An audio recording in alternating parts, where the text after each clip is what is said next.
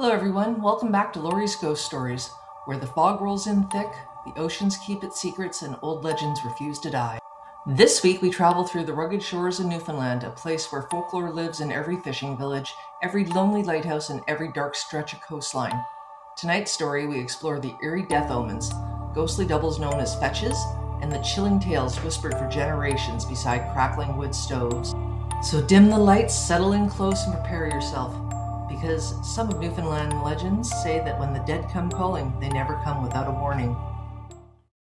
The fog rolled thick across the Newfoundland coastline, swallowing the cliffs and crashing waves beneath the cold Atlantic moon. Inside a tiny outport kitchen, the kettle hissed softly while the old wood stove crackled against the night.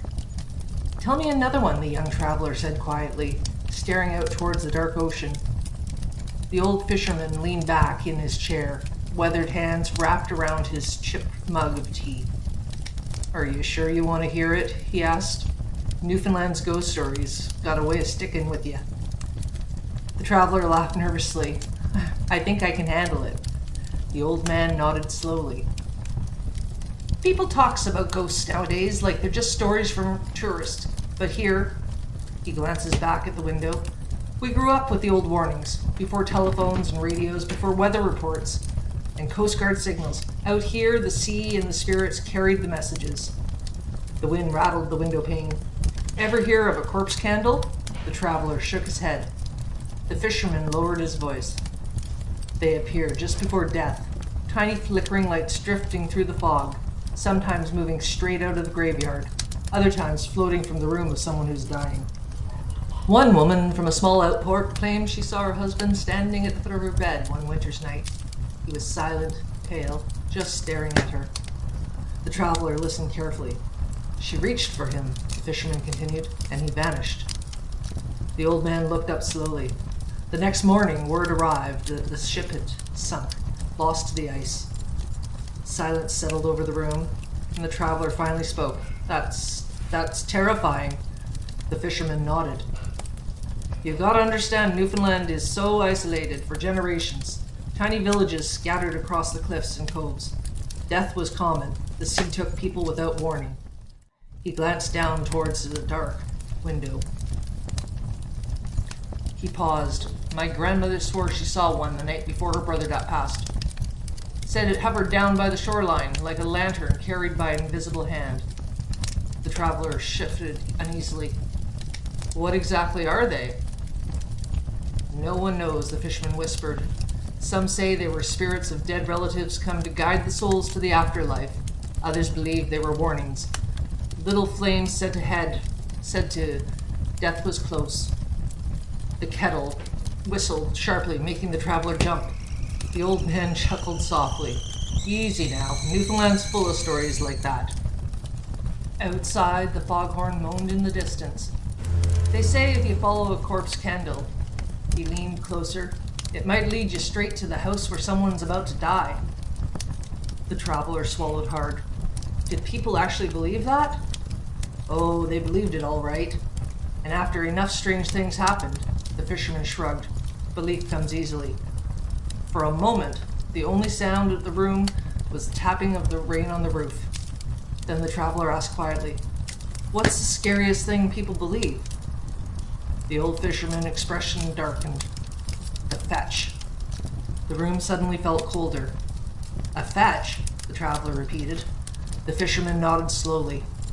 "A ghostly double, a copy of a living person. If someone saw your fetch," he paused heavily, "it meant your death was near." The traveler frowned. "Like a doppelgänger?" he asked. "Aye, but worse." The old man stared into the fire as if remembering something he wished he could forget. Sometimes the fetch appeared just before the person died, sometimes right after. Folks would see someone standing out by the road or walking along the cliff's edge, only to later learn that the person had really passed away. The traveler leaned forward. "You mean actual people saw their friends after they died?" "Ah, yes." The fisherman's voice became barely more than a whisper.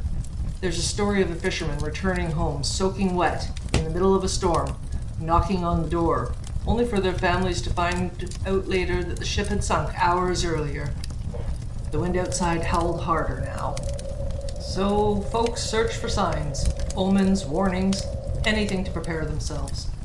The floorboard creaked somewhere deeper in the house. The traveler looked toward the hallway nervously. "You ever see anything yourself?" The old fisherman smiled faintly, but didn't answer right away. And then he spoke softly. "Aye, one winter's night many years ago, I saw lights moving across the harbor.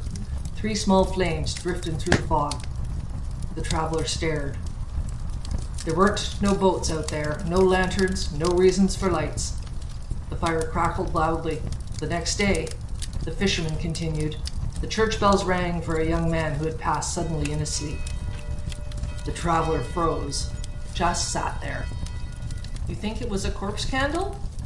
The old man looked towards the ocean beyond the glass. "In Newfoundland," he said quietly, "some questions are better left unanswered."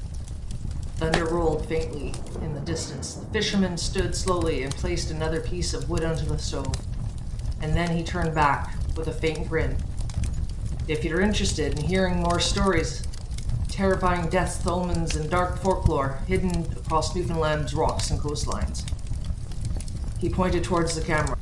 "Aye, make sure you like, subscribe, and join us again for the next episode of Laurie's Ghost Stories." The foghorn sounded once more through the night, and somewhere beyond the cliffs a small flickering light moved through the mist. See you next time, everyone.